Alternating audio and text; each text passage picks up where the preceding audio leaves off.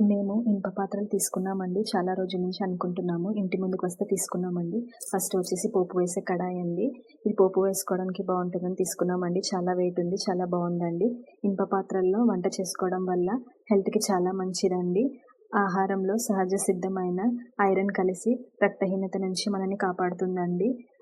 ఇనుప పాత్రలు వేడిని ఈక్వల్‌గా డిస్ట్రిబ్యూట్ చేస్తాయండి. దానివల్ల వంటలు రుచిగా ఇంకా మాడిపోకుండా వస్తాయండి. ఎప్పుడైతే మనం ఇందులో ఆహారం వండుకుంటామో, ఆహారంలోని పోషక విలువలను ఇది పెంచుతుందండి. నెక్స్ట్ వచ్చేసి చిన్న కడాయి అండి.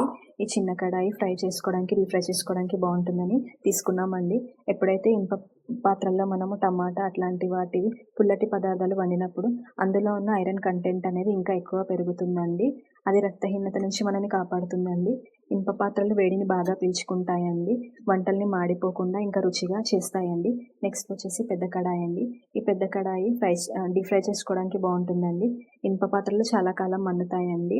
ఇవి ప్లాస్టిక్, నాన్ స్టిక్ లాగా విరిగిపోవండి. ఇంకా విషపూరిత రసాయనాలు కూడా ఇది రిలీజ్ చేయదండి. నెక్స్ట్ వచ్చేసి చపాతీ పెంక అండి. ఇందులో చపాతీ, దోస వేసుకుంటే చాలా క్రిస్పీగా ఇంకా చాలా హెల్తీగా ఉంటాయండి. దీంట్లో ఏ నాన్ స్టిక్ కోటింగ్ లేకపోవడం వల్ల ఇది హెల్త్‌కి చాలా సేఫ్ అండి. ఇంకా ఆహారంలో ఎటువంటి రసాయనాలు చేరే ప్రమాదం ఉండదండి.